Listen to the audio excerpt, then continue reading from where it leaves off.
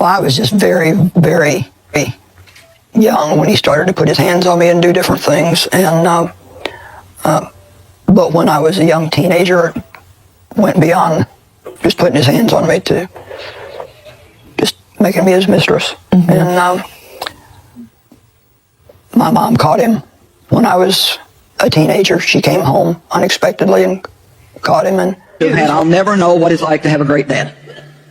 I'll never know what it's like to be able to sit on my dad's lap, put my arms around his neck, and just get a hug without fear that it's going to turn into something else. I'll never be able to be hurting and ask my dad to go have coffee with me and sit down and just tell him what I'm going through and have him really care. I'll never have that.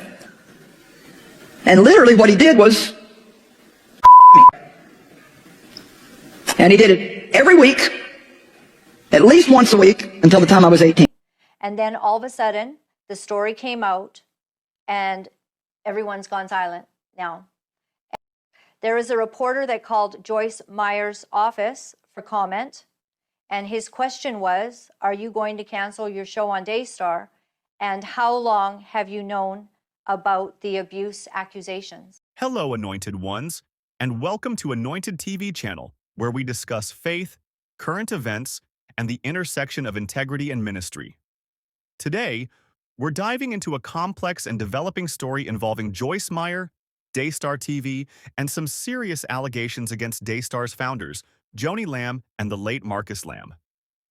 If you haven't heard, Daystar TV, a prominent Christian television network, has been embroiled in controversy. Late last year, Jonathan Lamb, the son of Joni and Marcus Lamb, publicly accused his parents of covering up the SA of their 5-year-old granddaughter by a family member referred to as Pete. The allegations have shocked many in the Christian community, as Daystar has been a platform for numerous influential Christian leaders. For many, one name immediately came to mind: Joyce Meyer. Why? Because Joyce Meyer has been one of the most vocal advocates against SA, especially within families. As a survivor herself, she has shared her story of enduring horrific abuse at the hands of her father, a story that has brought healing and hope to millions of people. Over the years, Joyce has condemned SA in no uncertain terms, calling for transparency and accountability, especially within the church. So when allegations like these surfaced in a prominent Christian family, many expected her to speak out. Many expected her to stop airing her TV program, enjoying everyday life on Daystar TV. But instead, there's been silence. On social media, the silence hasn't gone unnoticed. People have flooded her comment sections, asking her to weigh in, to stand with the victim, and to uphold the principles she has long preached. One user shared on her X page a recommendation of what Joyce Meyer should say. She posted, "Here is what I would say if I was Joyce Meyer. It is with a heavy heart and mixed emotions that I have decided to end my long-standing relationship with Daystar. I have been a longtime friend of Joni, but I cannot quietly condone the things I have seen and heard over the past 5 weeks. The Bible is clear that we are to protect children, stand for truth and light, uphold the marriage covenant, and that as overseers we are held to even a higher standard. I have heard every recording and seen every receipt, including the ones showing Joni used large sums of donor money to fund her personal lifestyle.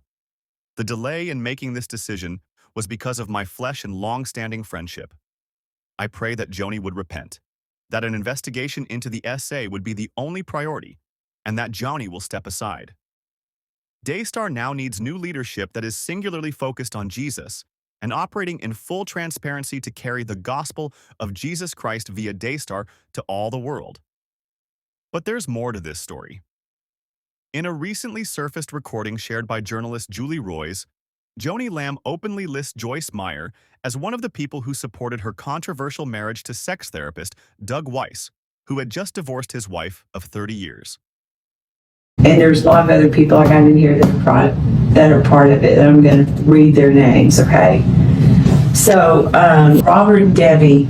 Robert told me that Doug is known for his integrity in Colorado Springs.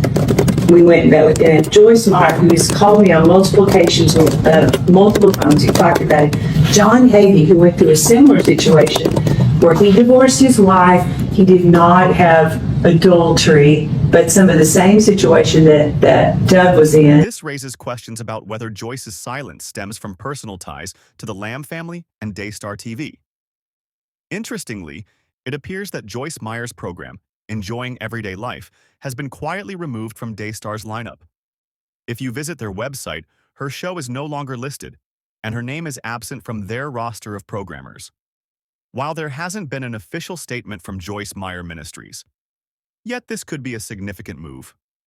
For many, it's a relief to see her take what looks like a clear stand against being associated with a network facing such serious allegations. Given Joyce's personal history and advocacy for abuse survivors, this potential disassociation aligns with her message of supporting victims and standing against wrongdoing. Joyce Meyer has often said, "God can take your mess and turn it into a message." Her story has inspired millions, and her consistent advocacy for survivors has been a cornerstone of her ministry. To see her possibly sever ties with Daystar is a step many hoped she would take.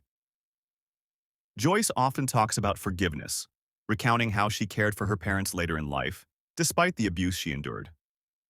While forgiveness is a powerful and deeply personal process, it's important to clarify that forgiveness does not mean shielding abusers from accountability. This distinction is critical, especially when discussing sexual abuse cases involving children. My dad sexually abused me. My mother knew it and didn't do anything about it, so she basically abandoned me to it out of fear. And let me tell you, I have spent my life dealing with stuff that he did to me. But when they got older, God asked me one morning when I was praying, he said, "I want you to move your parents closer to where you live, buy them a little house, put them in it, and take care of them until they die." Well, I said, "I rebuke you, Satan." I mean, I did. I thought there is no way that God would ask me to do that. But you know, when something is God, it'll come back around another time, and another time, and another time. That's one of the ways you can tell when you're hearing from God is something just stays. It just stays. You think about it, then tomorrow you think about it again. Even if it's something as little as call somebody. Anyway, it's a long story short, but we did obey God, and I think it was probably one of the most powerful things against the kingdom of darkness that I ever did. There's nothing that defeats the devil more than when you're good to somebody who has not been good to you. Too often, the church confuses forgiveness with excusing abusers. This is dangerous. It places the burden of healing on victims while leaving abusers unaccountable. In the Daystar case, accountability is crucial, not just for the victim, but for the credibility of the church as a whole. Let's be clear. God does not call us to protect predators. He calls us to seek justice, to protect the vulnerable, and to stand for truth. Forgiveness is about freeing yourself from anger. It is not about shielding someone from the consequences of their actions. As for Daystar TV, the allegations have cast a long shadow over the network's credibility. This situation raises important questions about accountability in Christian media and how leaders respond when such serious accusations arise. So, what does this mean for Joyce Meyer and her ministry moving forward? While we await an official statement, her actions speak volumes. If she has indeed pulled her program, it sends a powerful message about her commitment to integrity and standing with survivors of abuse. What do you think about Joyce Meyer's potential move?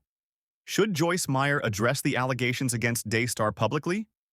Did she make the right decision to sever ties with the network? Let me know your thoughts in the comments below. Thanks for watching, and as always, don't forget to like, subscribe, and hit the bell icon so you don't miss our next deep dive. As always, we'll keep you updated on this story as it unfolds. Until next time, stay informed and stay engaged.